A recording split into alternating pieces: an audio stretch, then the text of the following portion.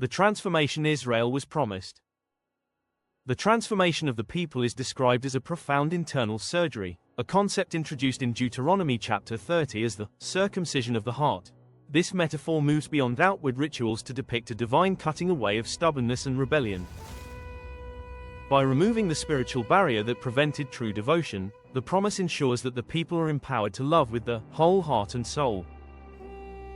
This inward shift is not a temporary change of mind but a fundamental alteration of the human will, designed to align the desires of the individual with the character of the divine, ensuring that the relationship is rooted in genuine affection rather than begrudging obligation.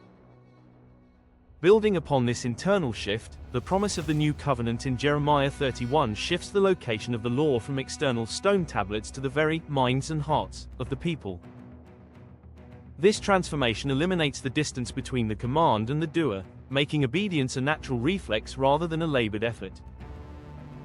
The text describes a future where the knowledge of God is so intrinsic and universal that personal instruction becomes unnecessary, as every individual possesses a direct, intuitive connection to the divine.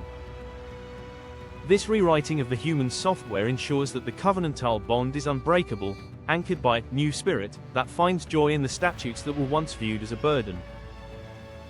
Finally, the transformation extends to the very environment and identity of the nation, as seen in the evocative imagery of Isaiah chapter 41 and 43. The promised change turns the parched ground into springs of water, and makes rivers flow in the wasteland, symbolizing a total reversal of barrenness. This environmental renewal serves as a physical mirror to the people's spiritual state. Just as the desert blooms with cedar, acacia, and myrtle, the people are transformed into a light to the nations.